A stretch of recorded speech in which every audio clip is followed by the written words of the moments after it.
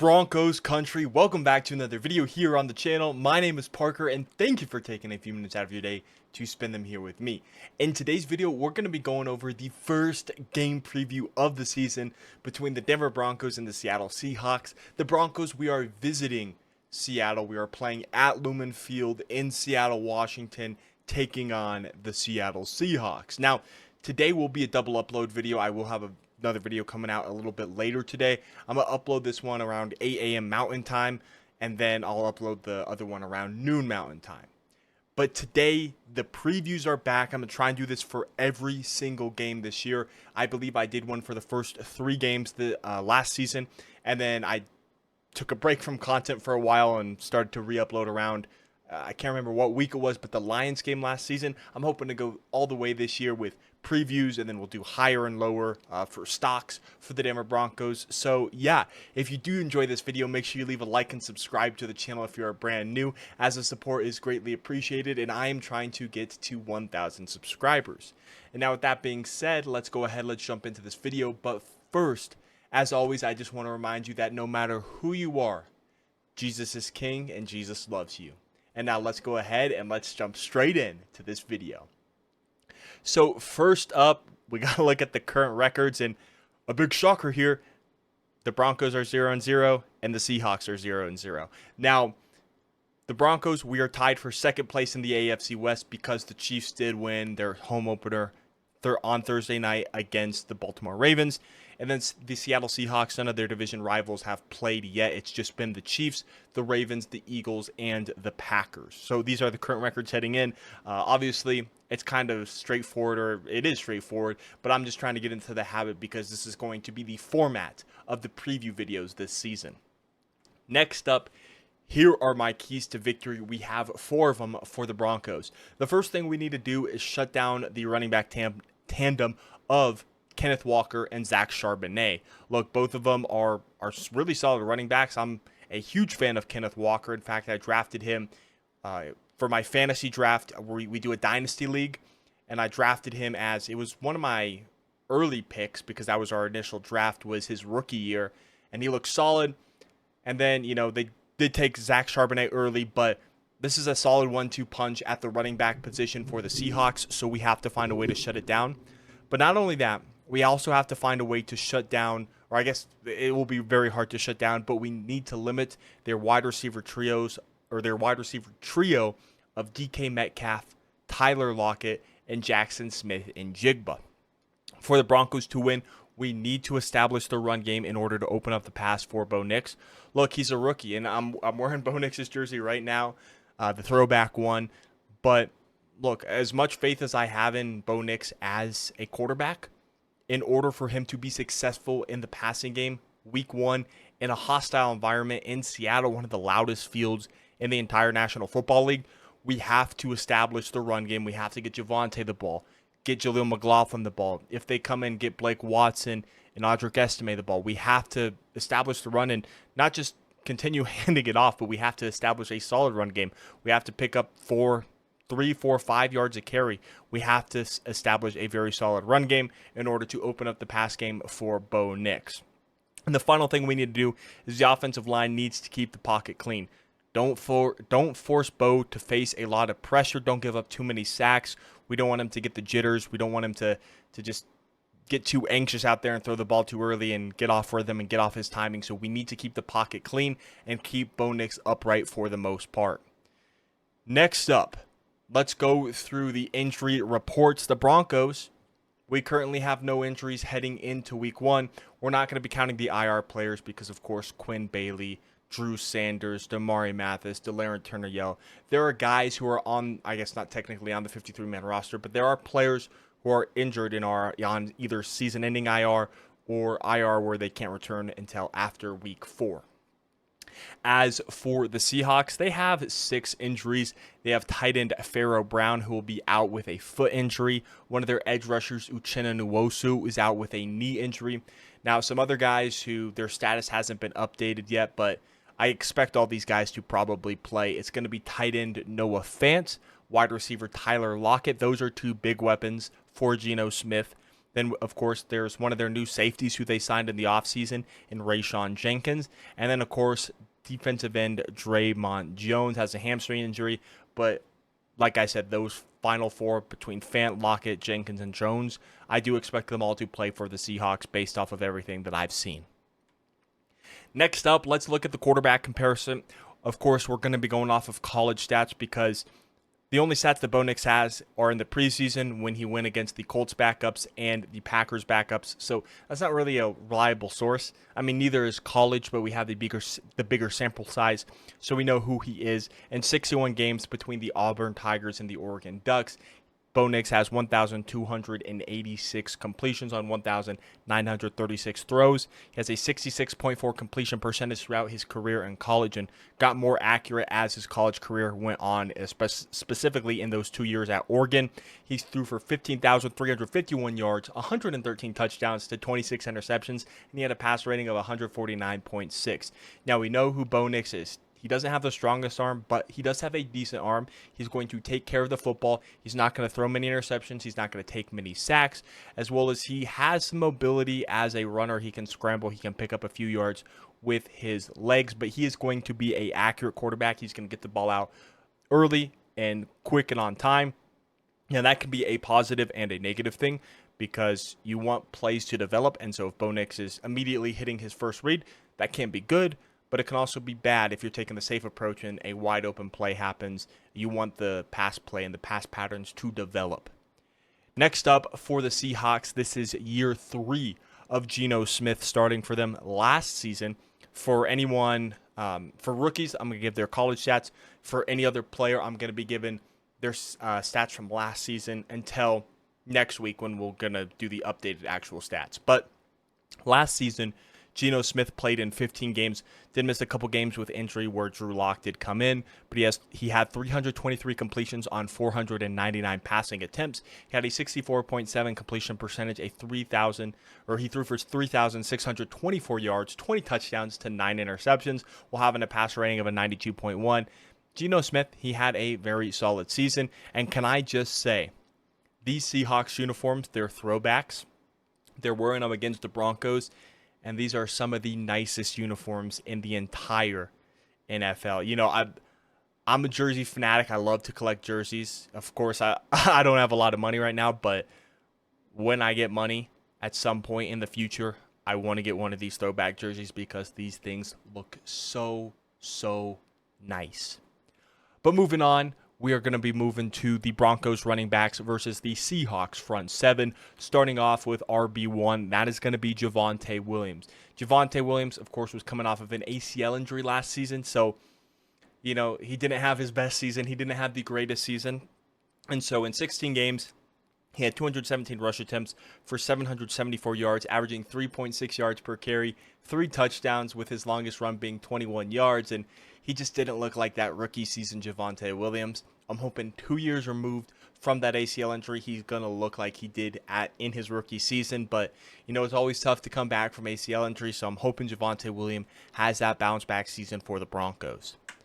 Next up, we got Jaleel McLaughlin, and we're just going to do the top 2 backs for the Broncos and the Seahawks. We're just going to do the top 2. But, yeah, it's going to be Jaleel McLaughlin for the Broncos. And McLaughlin, as a rookie last season, as an undrafted free agent, he was pretty solid. Played in all 17 games. He had 76 rush attempts for 410 yards. Didn't score on the ground, but he did have 31 receptions for 160 yards with 2 receiving touchdowns as kind of that scat back, that receiving back type for the Denver Broncos. Moving on to the Seahawks front 7, you can see it here. I had to remove Uchenna Nwosu because he will not be playing tomorrow. I'm recording this 2 days in advance, but he will not be playing tomorrow against the Broncos. So this is kind of what their offensive line is going to look like. They got Leonard Williams. I put Byron Murphy here. He's not listed as a starter, but he is a game wrecker on the defensive line. He was their first-round pick this year. I'm expecting him to get heavy playing time. You know, I'm surprised he's not starting, but I am expecting him to get heavy playing time for the Seahawks.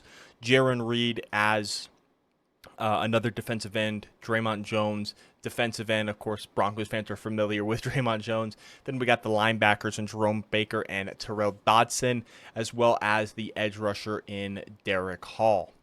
Last season, this is what the Seahawks had in terms of pressures. Now, of course, not everyone who's on this was with the Seahawks last year, so they didn't contribute, and some guys are gone. But in general, this is what the Seahawks front seven did last season. They had 1,236 tackles, 155 quarterback pressures, 47 sacks, 50 quarterback hits, and 185 blitzes last season.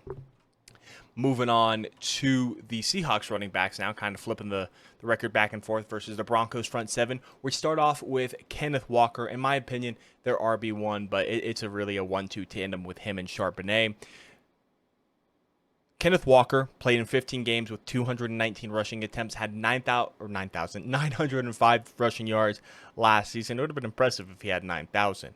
But 905 rushing yards and, almost hit 1,000. I believe he was a 1,000-yard rusher his rookie year.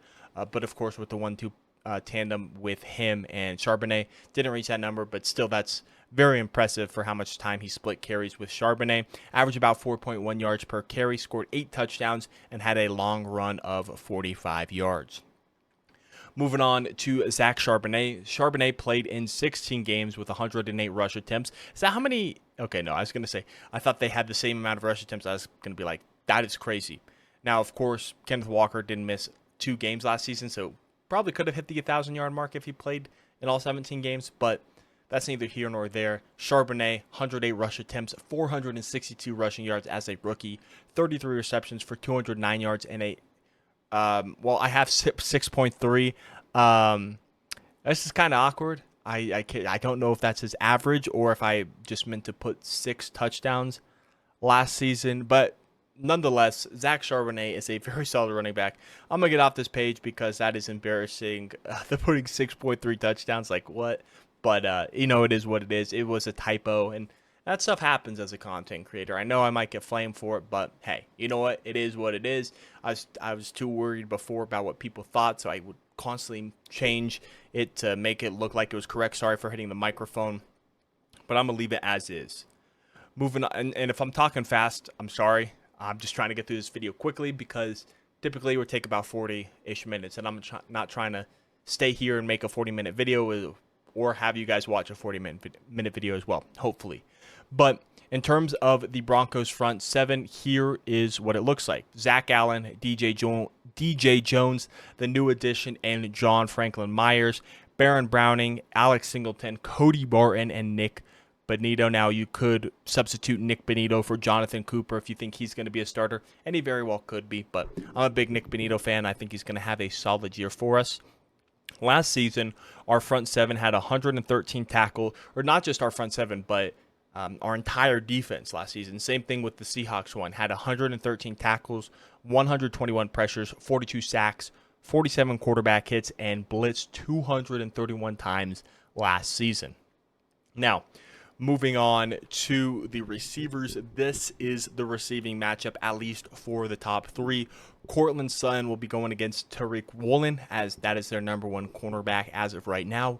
Number 2 is going to be Josh Reynolds going up against Trey Brown, and Marvin Mims is going up against Devin Witherspoon. Now, Witherspoon right now is listed as the Seahawks slot cornerback. I would have figured it would be Trey Brown, but as of right now, Devin Witherspoon is their slot corner, so this is the receiving cornerback matchup for this upcoming Sunday. Courtland Sutton last season played in 16 games for the Broncos with 59 receptions on 90 targets, had 772 yards with a 13.1 average yards per reception, and scored 10 touchdowns last season, and some of those were very, very impressive catches. Now, Sutton, he's going to be that big-bodied receiver. He's going to be the physical receiver. He's going to go up and get those jump balls and come down with those very heavy contested jump balls, obviously. Now, the one thing I have noticed about Sutton is every once in a while there'll be a concentration drop where, it looks like he's trying to take off and run with it before he's officially caught the ball. And that stuff happens in the NFL. But Sutton, he's going to be a very solid number 1 option for Bo Nix in his rookie year, just to have that veteran presence at wide receiver. Then Tariq Woolen, who's going to be matching up against him, you would imagine, had 71 targets on 41 completions with a 57.7% completion percentage. He gave up 384 yards last season with a 79.8 passer rating allowed when quarterbacks targeted Tariq Woolen last season. He missed 14.5% of his tackles. That's 9 missed tackles that he had. And he had 4 touchdowns, or he had 4 touchdowns that he allowed to 2 interceptions. Now, Tariq Woolen got benched, and I know if there's any Seahawks fans in the comments, I don't know the full story. Some Seahawks fans that I've seen online said, yeah, it's because he was injured or whatnot. All I know is he was benched, so I'll just leave it at that. I'm not going to continue, but that is Tariq Woolen versus Sutton. Moving on to Josh Reynolds versus Trey Brown. Last season, Josh Reynolds played in 20 games, including the regular season and postseason. He had 48 receptions on 78 targets, 740 yards. Now, the average is kind of tricky to put for both regular season and postseason because they didn't average it between the both. So he had 15.2 average yards per reception in the regular season and 16.5 in the postseason. Or I might have flipped those. Because it says postseason, regular season. But nonetheless, that was his average yards per reception and 6 touchdowns last season. Now, the big thing with Josh Reynolds is he looked solid throughout the season until the NFC Championship, where he had a lot of drops. Hopefully, he's got that out of his system. But yeah, that I had to mention that just for Josh Reynolds here in this opening week.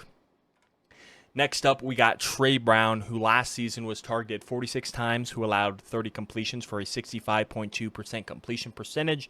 He allowed 411 yards. Can you tell it's late? He had a passer rating allowed of a 90 when quarterbacks targeted him last season. He missed 15% of his tackles. That's 6 missed tackles last season. And he allowed 2 touchdowns to 2 interceptions, so he had the 1-to-1 touchdown to interception ratio. Moving on to Marvin Mims. Mims didn't get a whole lot of playing time on offense last season. Made the Pro Bowl as a returner and as that special teamer. Hopefully he gets more involved this season, though, and I'm thinking he will. I'm hoping he will at least. But last season he played in 16 games for the Broncos, had 22 receptions on 33 targets. He had 377 yards, averaging 17.1 yards per reception, which just shows you how much of a deep threat he really is. And he had 1 touchdown, which came in week 2 last season against the Washington Commanders. So hopefully he can add another touchdown to his resume that's not on a kick or punt return. I'm still hoping those happen, but I'm talking about an offensive touchdown here. Moving on to Devin Witherspoon, who was the 5th overall pick in 2023, I believe, right? Yeah, in 2023. And the Seahawks used that pick. It was actually the pick that we gave them in the Russell Wilson trade when we had the 5th worst record. They used it on Devin Witherspoon, and it is what it is. But Devin Witherspoon is a very solid corner for them. I'm surprised he's not one of their 2 outside cornerbacks and is playing the slot, which is important, but I would figure he would be playing outside, and maybe he is. Maybe the depth chart that I was looking at was wrong, but as of right now, I am putting him in the slot because that's what it said. Now, Devin Witherspoon was targeted 84 times as a rookie, and he allowed 49 completions. He had a completion percentage he allowed a completion percentage of a 58.3 when targeted. It is getting late here, but I'm trying to focus. I'm trying to get this video out. He allowed 450 yards. He had a passer rating allowed of a 87.9, and he had a missed tackle rate of a 13.2%, having 12 missed tackles on the season. And then he allowed 5 touchdowns to 1 interception last season. Now, if we look at the tight ends here, the top 2 for the Broncos are Greg Dulcich and Adam Troutman. Now, I always go between Dulcich and Dulcich, but I think it's Dulcich. Last season, didn't get a whole lot of playing time, went down with injury, but I do think when he is healthy, Dulcich is our number 1 tight end, the 3rd-year man out of UCLA. He played in 2 games last season, only recording 3 receptions on 4 targets for 25 yards, averaging 8.3 yards per reception, scoring no touchdowns during that time. As for Adam Troutman, he had to step up and become the tight end 1 last season with Dulcich's injury, and in 17 games, he had 22 receptions on 35 targets for 204 yards, averaging 9.3 yards per reception, scoring 3 touchdowns. Now, it should be noted that Troutman is kind of that hybrid-like tight end. He's going to be able to go out and be a receiver, but also can stay in as a blocker. As to Dulcich, I think he is mostly a receiver. He's not the strongest blocker, but maybe this offseason he has improved in that area. Moving on to the safeties. Or no, this isn't the safeties. This is the linebackers for the Seahawks. We got Jerome Baker and Terrell Dodson. I believe both of them are new to the Seahawks this year. But Terrell Dodson, in terms of his pass coverage, we're not going to talk about the run stopping, but as a pass coverage linebacker, and I know it's important to cover stopping the run and pass rushing, but I'm just showing the coverage stats. So Jerome Baker, he had 46 targets on 39 completions, allowed 84.8% completion allowed an 84.8 completion percentage. He gave up 335 yards and an 86.1 passer rating when targeted. He missed 12.4% of his tackles, which for a linebacker, I feel like that's decently high. It's nothing crazy or anything. He had 11 total missed tackles, and he had one touchdown allowed, or he gave up one touchdown and had 2 interceptions last season, where Tyrell Dodson last season with the Bills, so they signed 2 AFC East guys as their starting linebackers. He had 35 targets and gave up 29 completions for an 82.9% completion percentage. He gave up 275 yards and a passer rating of 108.9. He had an 8.6% missed tackle rating, and he had one touchdown to no interception. I almost said 11 interceptions, but one touchdown, no interceptions last season. And if I were to say there's a area we want to target, it's going to be in the middle of the field against the linebackers. Baker's solid, but Dodson, he might be the weak link if you want to try and get a mismatch with him and Dulcich there. That is just an area that I'm kind of noticing right here for a potential mismatch. Moving on, we have the new safeties. I guess not the new safety. They have one new safety and one dude who's been there for 1 year before this season. Rayshawn Jenkins is the new safety.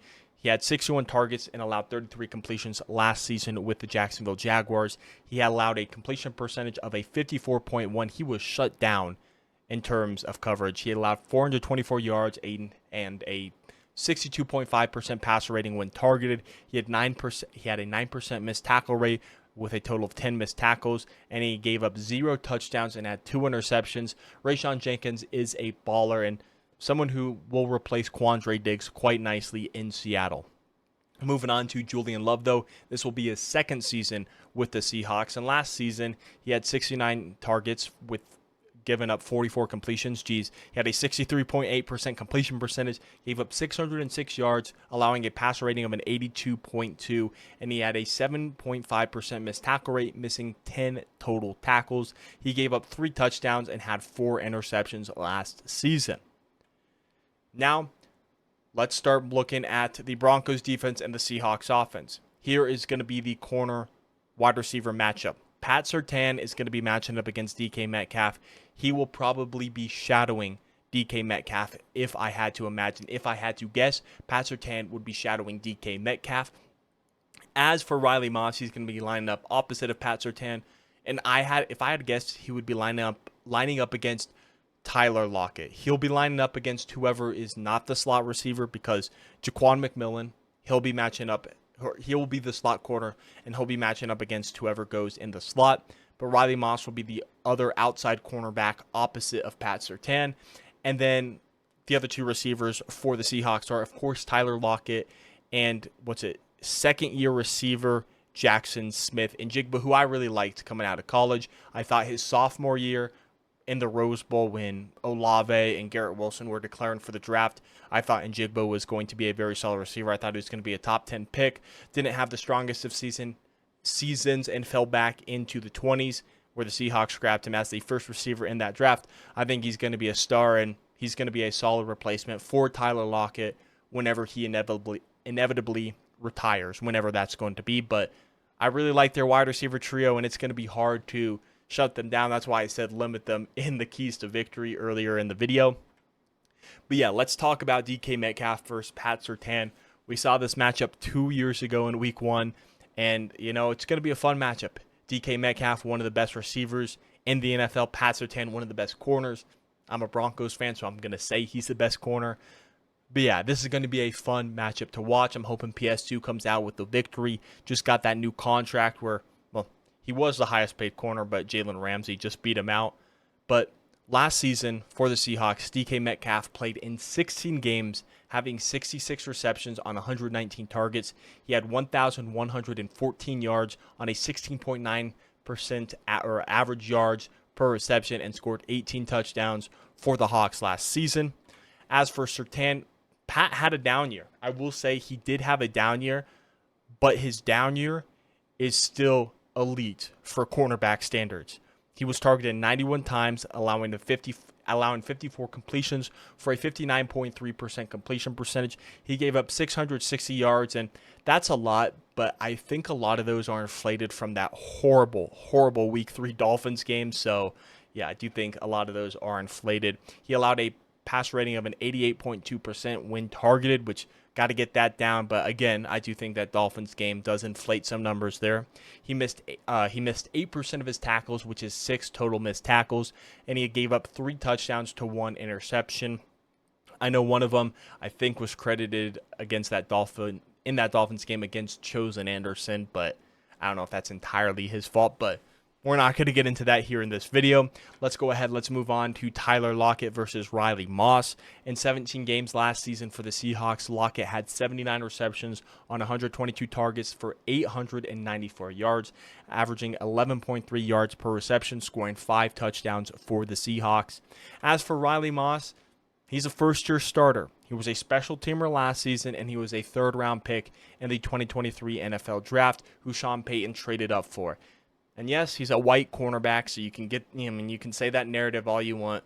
We just saw Cooper DeJean a little bit here in the Packers and the Eagles game, and so Riley Moss will be another white starting quarterback in the league. But I like what I've seen from Riley Moss, and he's had a very solid preseason. Now, that doesn't mean a whole lot. He's got to perform and got to show up here in the regular season, but I'm excited to see what we have in Riley Moss. Sean Payton traded up for him, funny enough, with the Seahawks, and I've been a big Riley Moss fan. I know a lot of Broncos fans have given up on the 2023 draft class, which is crazy to me because I don't think we can judge a draft class until they're 3 seasons into their NFL careers. But that's just me. That's for a different video. I keep saying that, but it is.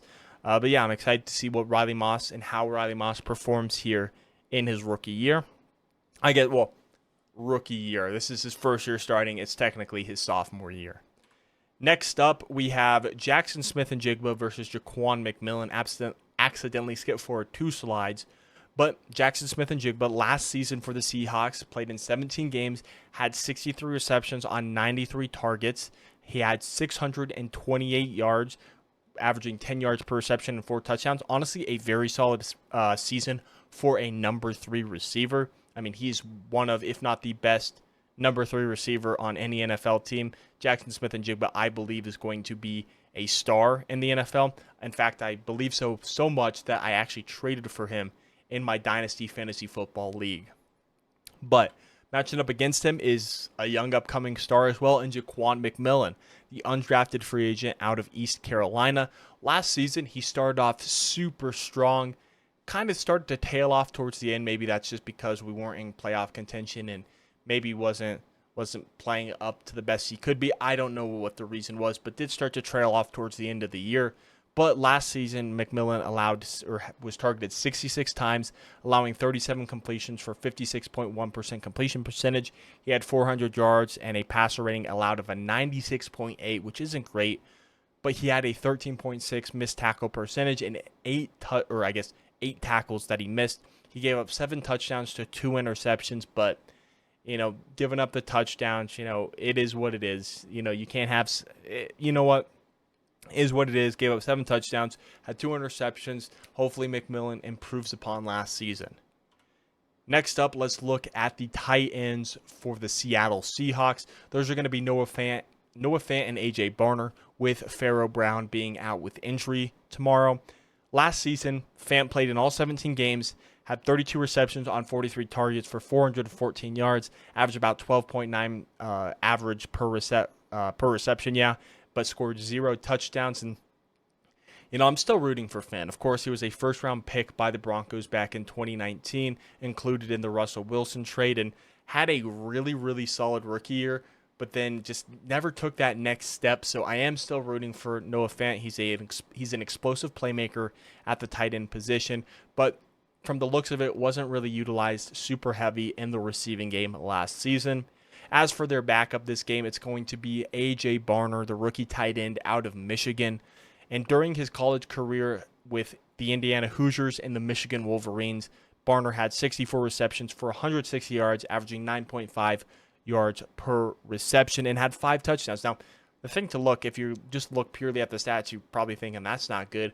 But Barner is mostly a blocking tight end. He's going to be utilized in running packages as a blocker. Can go out and can be a receiver, but is primarily a blocker at the tight end position.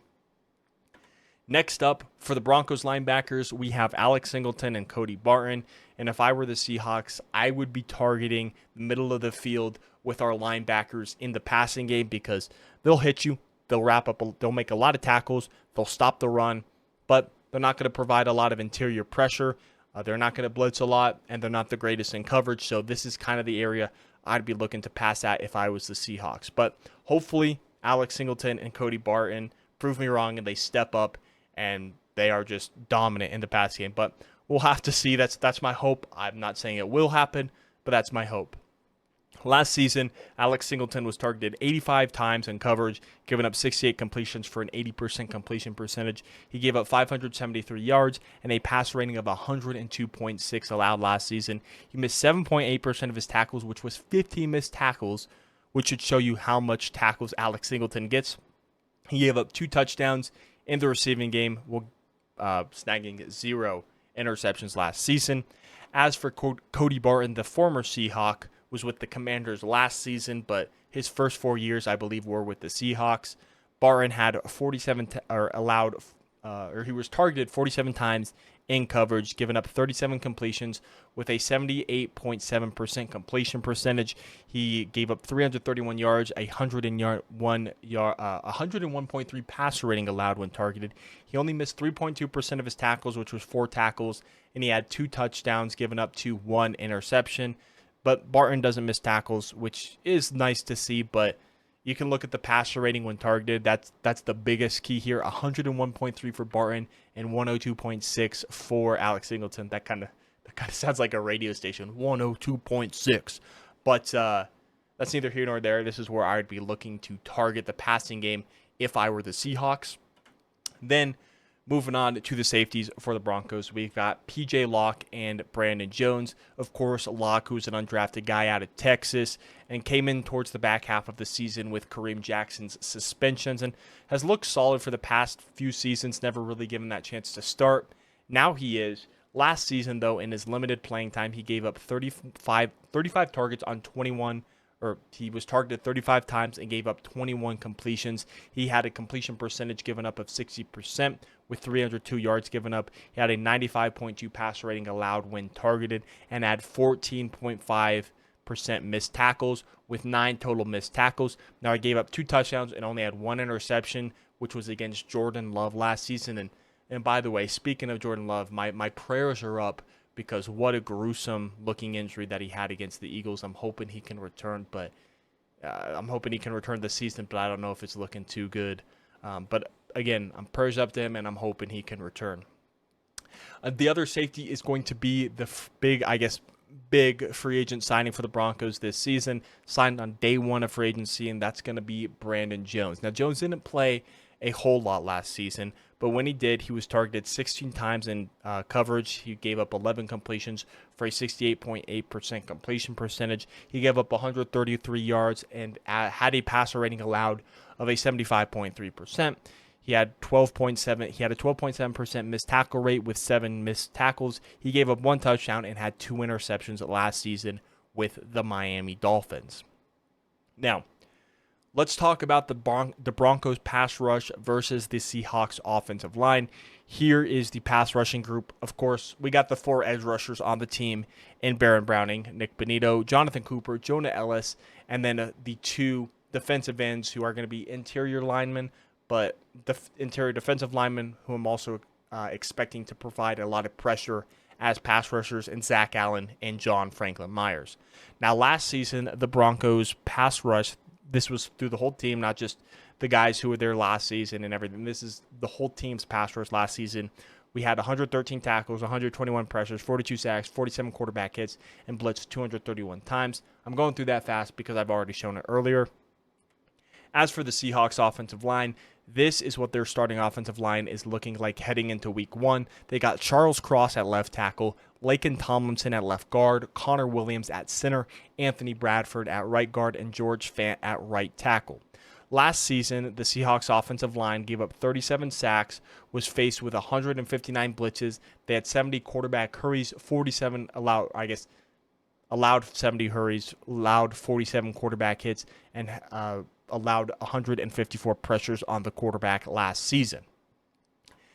As for, I keep jumping forward twice, but as for the Seahawks pass rush versus the Broncos offensive line, this is what the Seattle Seahawks pass rush looks like. It's going to be Draymond Jones, Boye Mafe, Jonathan Hankins, Derek Hall, Leonard Williams, and Byron Murphy. Again, Uchenna Nwosu could be on here, but he is injured for week 1 against the Broncos. Here is the Seahawks defensive line stats from last season. Again, I already showed you earlier, 1,236 tackles, 155 pressures, 47 sacks, 50 quarterback hits, and blitzed 185 times last season. Now, moving on to the Broncos offensive line, it's pretty much the exact same as last season, except we have a new center. Garrett Bowles is at left tackle. Ben Powers is at right. Luke Wattenberg, the third-year man out of Washington, is the new starting center. And then Quinn Miners, our best lineman, in my opinion, at right guard. And Mike McGlinchey at right tackle. Last season, the Broncos offensive line, we allowed 52 sacks on 162 blitzes faced, allowing 45 quarterback hurries, 56 quarterback hits, and 153 pressures. Now, again, some of the sacks could have been on Russell Wilson, but those might have been accounted for and taken out. But actually, I don't think they were. I think these include the ones where Russell Wilson was extending the play, because I went to Russell Wilson and Jarrett Stidham's advanced stats just to see how many sacks they took. This was the number with 52, so that's not accounted for in this stat here. As for the special teams, let's look at Will Lutz, the kicker. And I'm hoping for a bounce-back season from Will Lutz, because he is a very solid kicker, but had an okay season. Had 30 field goals made on 34 attempts, which is an 88.2% field goal accuracy, which is fine. Now, again, you could maybe ding that he only made, I guess you could say he was 33 of 30. Or no, I guess you could say he is 29 of 34. Or I don't know how to exactly put it, if the first field goal in the Bills game counted. It didn't, obviously, but 88.2% field goal accuracy isn't bad, but you would like to see better. And then for extra points, you would hope for him to go perfect. He was 29 for 31 with a 93.5 accuracy, but again, you would like to see him perfect from the extra point. Now, could have been him adjusting to mile high and kicking at elevation, but I'm hoping that Will Lutz improves upon his first season here in Denver. And then we have Riley Dixon, who played in all 17 games, had 17 punts, averaged 46.3 yards per punt, which is okay, but it's not that great. I guess it's okay. I should say it's okay, solid-ish, but it's not the greatest. He had 2,659 punt yards. His longest was 68, and the yards he allowed on his punt return. I guess it's not just him, but the returners returned for 263 yards against him when he punted. As for the Seahawks, you got Michael Dixon and Jason Myers. As for Michael Dixon, he attempted 42 field goals, made 35. Geez, I am so tired right now. I am so sorry, because I'm getting sloppy, but he had an 83.3% field goal accuracy and made all of his extra points, attempting all 33, making all 33. That's 100% accuracy. As for Jason Myers, he played in 17 games, had 66 punts, averaged 50 yards per punt, had a total punt yardage of 3,303 yards. All his punts returned for 234 yards, and had a return long of his longest punt was 73 yards. And I think this is Michael. I can't remember. I think this is Jason Myers, their field goal kicker, and this is Michael Dixon, their punter. I think I mixed those two up. And I think the Seahawks actually traded up with the Broncos to get Michael Dixon in the draft a few years ago. I think more than a few years ago. I think it was like a half decade ago or something like that. Finally, as for the returner, the Broncos, we got Marvin Mims, who was a Pro Bowler for returning 16 games, 19 punts returned for 312 yards, no touchdowns on the punts, but he returned 15 kicks for 397 yards and 1 touchdown. Now, what you don't see is the average, and he was really solid. He had a lot of his returns were big averages. So that's a big thing. Marvin Mims, I expect to be our punt and kick returner, but maybe with him being featured in the offense, maybe it moves somewhere else. But I'm expecting Marvin Mims to still make a huge impact for the Broncos. Then for the Seahawks, they have D. Williams and Laviska Shenault. Now, D. Williams is a rookie out of Tennessee. He's listed as both a punt and kick returner for the Seahawks this season. So we'll have to see if he gets the nod or if it's going to be Laviska Shenault, the veteran from the 2020 draft, was with the Jags and the Panthers and maybe a couple other teams. But in 8 games last season, he returned 6 kicks for 167 yards, averaging 27.8 yards per kick return, with none being returned for a touchdown. Now, what are my final thoughts? Of course, I'm going to pick the Broncos to win. I'm biased, but I do think there is a possibility of the Broncos winning. It's not going to be easy, though. This environment, Lumen Field in Seattle, is going to be rocking. It's going to be loud, and it's not going to be easy for a rookie quarterback, so Sean Payton's going to have to help him out. Now, if I had to give the advantage, I'd say the Seahawks probably better on defense, and that pains me to say because I like our defense. Offense, I would say probably with the weapons, I'd lean Seahawks right now until we see Bo Nix in his first regular season start in the NFL, and that pains me to say, but I'm trying to be realistic. I'm trying not to get my hopes up. But then if I had to go to special teams, I would say I'm going to give the edge to the Broncos because of Marvin Mims solely as the returner. You could say Michael Dixon and Jason Myers are better than Will Lutz and Riley Dixon, but I think Riley Dixon and Will Lutz are solid, and I think obviously the kicker and punter for Seattle, like I just mentioned, are both solid, but in terms of the return game and having that dynamic returner, I'm going to give it to the Broncos. But yeah, final score prediction, of course I'm biased, so I'm going to pick the Broncos, but I think it's going to be a very close game. I'm going to predict the Broncos win 31-28. Let me know your thoughts in the comment section below. Thank you so much for watching. My name is Parker, and I will catch you in the next one. Peace out.